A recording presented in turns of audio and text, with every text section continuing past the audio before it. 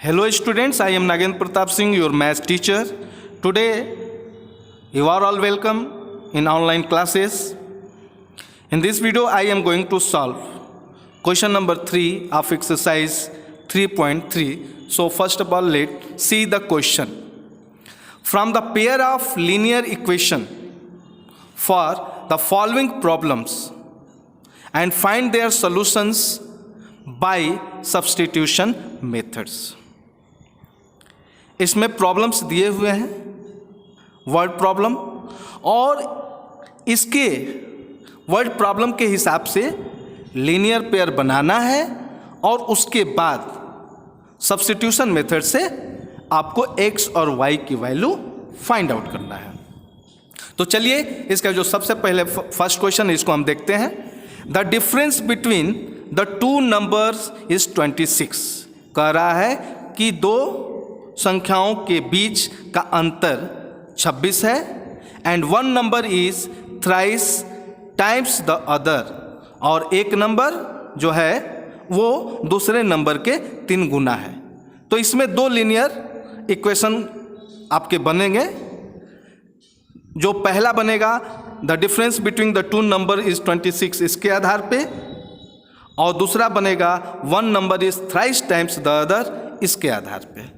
तो इसमें सबसे पहले हम इसको कैसे सॉल्व करेंगे तो देखिए, let the greater number be x। इसमें दो संख्या है तो किसी को x मान, बड़े वाले को x मान लेंगे और छोटे वाले को y मान लेंगे। Let the greater number be x and the smaller number be y। जब हम बड़े नंबर को x और छोटे नंबर को y मान लिए तब अब प्रॉब्लम की तरफ से अब जो वर्ड प्रॉब्लम दिया है उसके हिसाब से यहाँ हम लिखेंगे। क्या लिखेंगे कि दो नंबर का अंतर कितना था 26। तो यहाँ दो नंबर हमारे क्या आ गए x और y, जिसमें x बड़ा है और y छोटा है। तो इसको कैसे लिख सकते हैं इक्वेशन में, x minus Y equal to 26। दो संख्याओं का अंतर 26 है तो इसको हम इस तरीके से लिख सकते हैं कि नहीं, x minus Y equal to 26, और यही हमारा पहला लीनियर इक्वेशन होगा।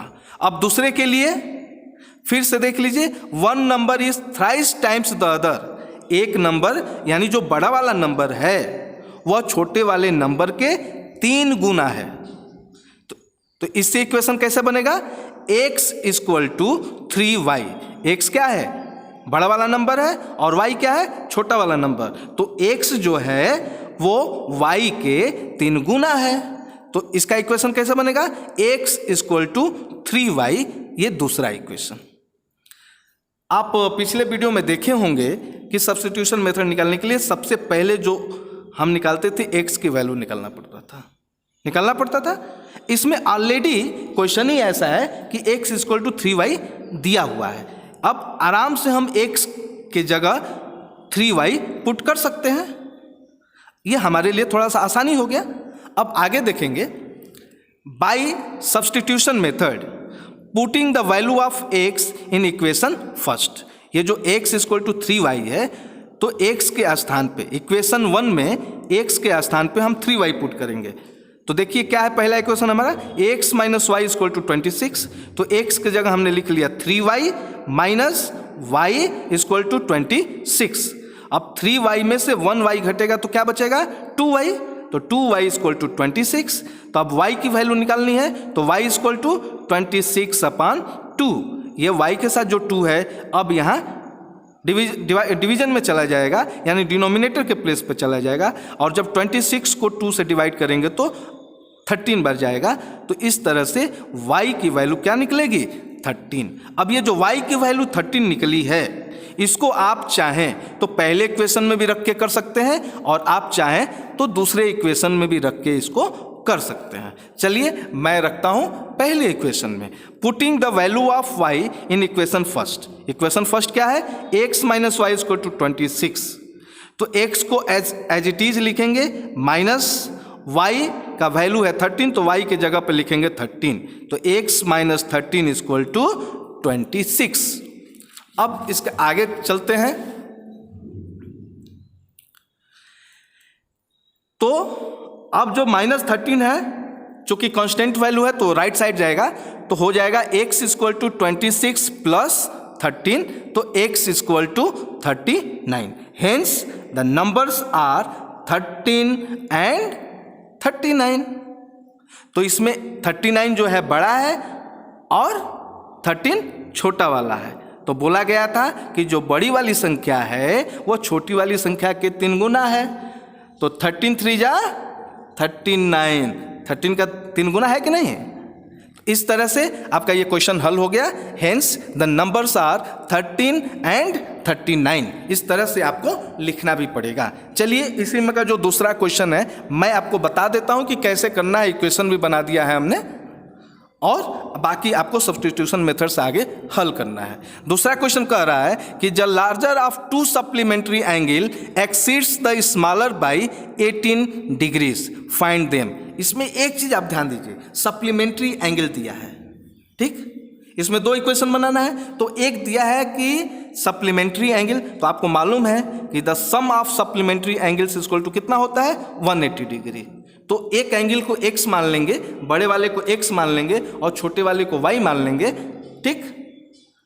तो दोनों को जोड़ेंगे तो 180 हो जाएगा। एक ये इक्वेशन हो जाएगा और एक ये कह रहा है कि जो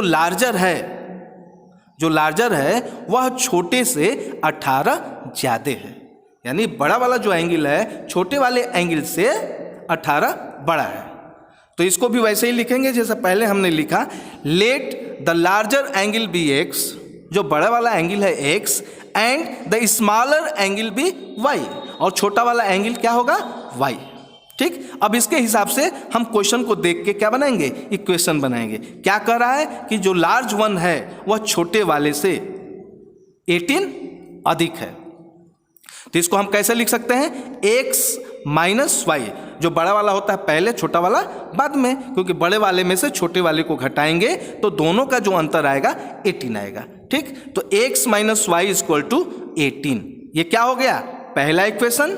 और दूसरा कि supplementary sum of supplementary angles equal to 180, तो उसी के आधार पर हम दूसरा इक्वेशन बनाएंगे कि x plus Y equal to 180, ये दूसरा इक्वेशन। अब हमारे पास क्वेश्चन के हिसाब से दोनों इक्वेशन हो गए, पहला और दूसरा। अब देखिए जो पहले में था वहाँ x की ऑलरेडी वैल्यू यहाँ 3y दिया हुआ था, लेकिन अब हमको इसमें क्या करना पड़ेगा, x की वैल्यू निकालना पड़ेगा। आया समझ में? तो यदि आप पहले इक्वेशन को भी लेके कर सकते हैं, दूसरे इक्वेशन को भी लेके कर सकते हैं। यदि पहले को लेंगे तो क्या हो जाएगा, x equal to 18 plus Y.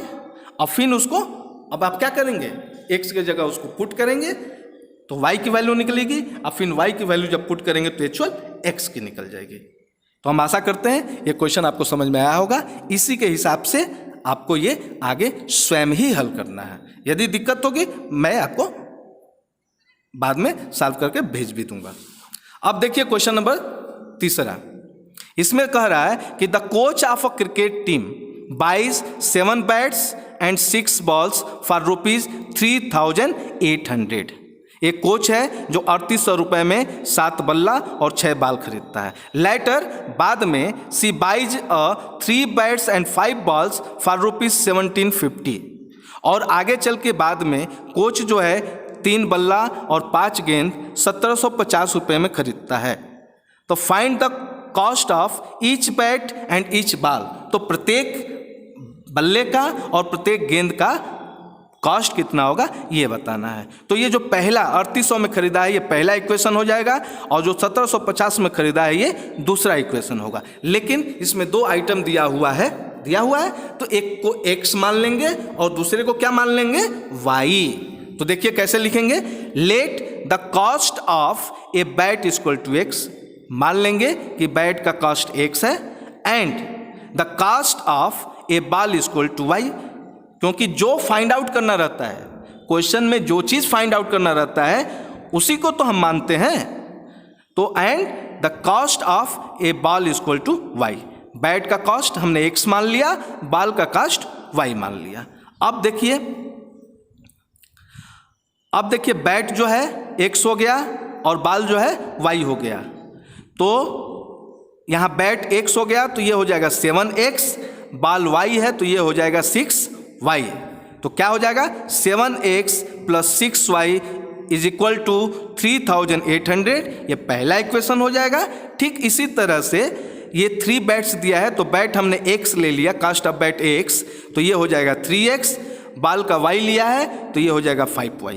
ठीक, और कास्ट कितना है 1750, तो इसको कैसे लिखेंगे 3x plus 5y equal to 1750, ये दूसरा इक्वेशन हो जाएगा।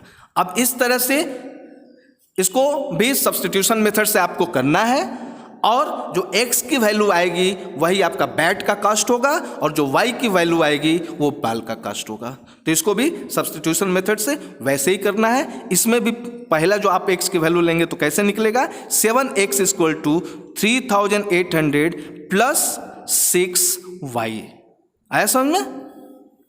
और ये भी देखते हैं कि स्टैंडर्ड फॉर्म में हो सकता है, यानी मतलब लोएस्ट टर्म में हो सकता है, या उसमें से कॉमन निकाल के कुछ छोटा किया जा सकता है, तो वैसे भी आप कर सकते हैं, आया समझ में, ताकि संख्या छोटी होगी तो आपको करने में आसानी होगा। इस वीडियो में बस इतना ही, और ये क्वेश्चन नंबर 2 और 3 आपको स्वयं करना है। ठीक, इक्वेशन मैंने बना दिया, इसको आज ही आप होमवर्क कर लेंगे, और साथ ही साथ जैसे मैं क्वेश्चन आगे बढ़ाते जा रहा हूं वैसे वैसे आप भी अपना मैथ का फेयर कॉपी मेंटेन करते जाएंगे। इस वीडियो में बस इतना ही।